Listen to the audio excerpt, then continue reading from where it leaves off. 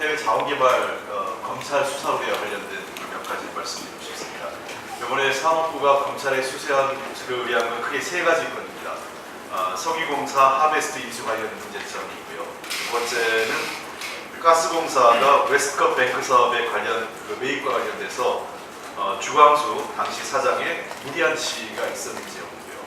세 번째는 광물공사 볼레어 사업 추진과 관련해서 김신정, 고정식 전 사장들의 배임 여부, 이 세 가지에 대한 수사입니다. 잘 아시는 것처럼 이명박 정부가 출범한 2008년 이후 대규모로 추진된 해외 자원개발 사업들은 대부분 부실화되면서 막대한 국가적 손실을 발생했습니다.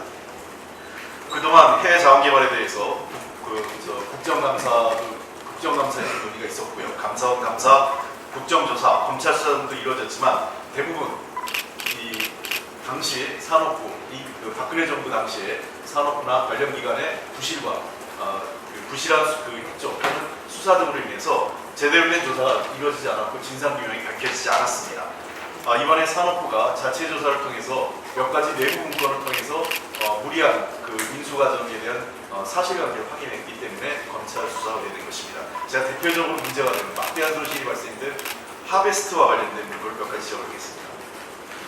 핵심은 당시 2009년 10월 16일 캐나다 현지에서 협상이 결렬된 이후에 비행기로 귀국해가지고 18일 현지에 한국에 도착한 강영환 당시 석유공사 사장이 공항에 도착하자마자 최경환 전 장관, 당시 장관을 만나러 집무실에 간 이후에 면담 이후 바로 현장에 다시 캐나다 현지에 있는 협상팀에게 하베스트, 나를 포함한 하베스트 인수에 대한 협상 재개를 다시 지시합니다.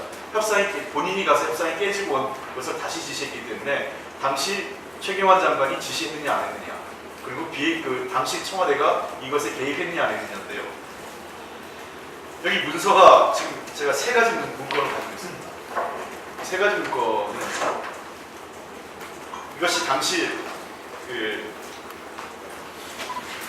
2009년 10월 18일 최경환 장관에게 보고된 문건이고, 이것이 강영환 사장과 최경환 장관이 면담 때 활용됐던 문건으로 추정됩니다. 이거 검찰 수사를 통해서 다시 최종 확인되는데 10월 18일이면 바로 당시 2009년 10월 18일이 강영환 사장이 귀국한 날입니다.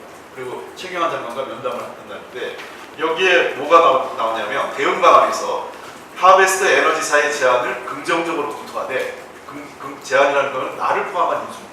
당초 이 협상팀에 있어서 보고 내용 기조는 하류 부분인 정유 부분에 나를 인수하지 않는다는 것이 기본 협상의 원칙이었는데, 현장에 10월달에 협상을 했더니 갑자기 하베스트에서 나를 포함하지 않으면 안 팔겠다고 합니다. 그래서 협상이 깨지고 왔는데 돌아온 팀에게 강영환 사장에게 하베스트 에너지사의 제안을 긍정적으로 검토하되 하류 부분에 대한 실사를 통해 자산가치 등을 재평가하라. 그리고 자산 결과를 바탕으로 인수 협상을 재개 추진하라는 지침을 주는 겁니다. 그리고 더 재미있는 거는 하류 부분 처리 방안은 인수 성사 후 추후 검토되는데, 인수와 동시에 매각을 검토하기 시작합니다. 자, 이에 대한 문제점이 지적돼서 2014년 국정감사에서 이게 굉장히 심각한 문제가 됩니다. 그랬더니 당시 2014년 9월 25일 문건입니다. 이것은. 그러니까 같은 동일한 당시 공무원이 작성한 문건인데, 2014년 9월 25일 문건에는 바로 이러한 내용을 담아서 뭐라고 표현이 되어 있냐면, 이 문건에는 당초 상여 부분 매각에만 합의하고 이를 토대로 청와대에 보고 및 보도자료를 준비했지만 이후 하베스트 측의 요청에 따라 청와대 보고 등을 거쳐 하류 부분까지 매입한 것을 결정하여 석유공사 및 현지 협상팀에게 지침을 전달한다 라고 되어 있습니다. 그리고 재밌는 여기 중요한 표현이 있는데요. 하류 부분은 청와대 등의 하류 부분은 PMI 등 검토를 통해 처리할 계획으로 보고했으며, 조속한 매각, 김정관 실장님 등은 보고라인에서는 조속한 매각을 지시했다. 이 김정관 실장님 등 보고라인은 비공식 보고라인입니다. 이게 비공식 보고라인 누구냐에 대한 여러 가지 추정이 있는데, 당시 국무차장이었던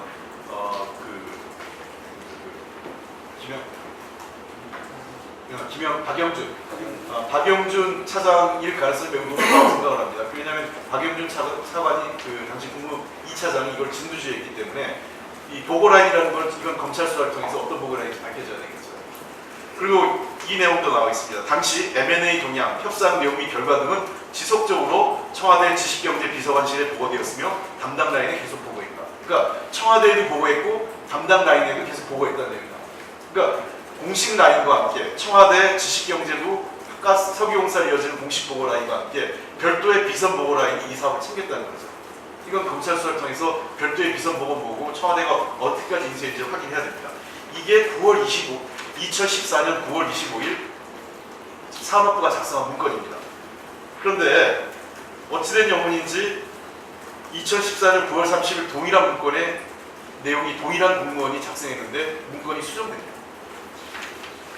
수정된 내용에는 뭐가 바뀌냐면 다 앞에 부분 제가 지적했던 청와대나 보고라인에 대한 부분에서 사라지고 당초 상류 부분 매각에만 합의하고 이를 토대로 청와대 등에 보고하고 보도자료 초안을 준비했는데 하베스트에서 하류 부분 매각을 제안했고 이에 석유공사는 하류 부분을 포함한 M&A 계획을 우리 부에 보고하고 하류 부분에 대한 심사를 진행했다.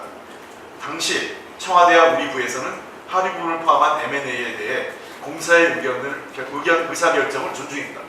즉 청와대와 청와대가 개입하고 보고했고 그 다음에 보고를 받았고요. 청와대가 그 지식경제부가 지침을 준 내용이 전부 사라지고 마치 석유공사가 독자적으로 이사의 경영진 판단에 의한 것으로 문건이 9월 30일 날 5일 만에 문건이 바뀝니다.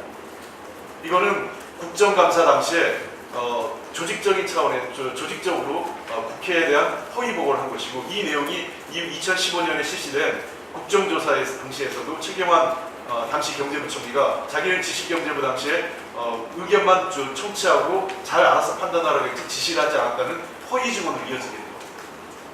그래서 두 가지 이 하베스트 관련돼서는 하나는 당시에 이러한 무리한 결정을 이루어질 때 어떤 보고라인, 청와대에 어디까지 보고가 됐고 비공식 보고라인은 누구였으며 어떻게 이 개입했는지에 대해서 밝혀져야 되고요. 두 번째, 이 문서를 왜곡 수정하는 과정에서 당시 윤상직 장관을 포함한 당시 산업부 그의 그 보고 이 책임 라인에 대해서는 철저하고 엄중한 검찰 수사가 이루어진다고 생각합니다. 이것은 어마어마한 그 국정농단 사건이면서 국회를 사실상 무력화했다는 측면에서 매우 심각한 사건이라고 생각하고 이번 검찰이 철저하게 관련자들에 대한 수사를 다시 한번 촉구하는 바입니다.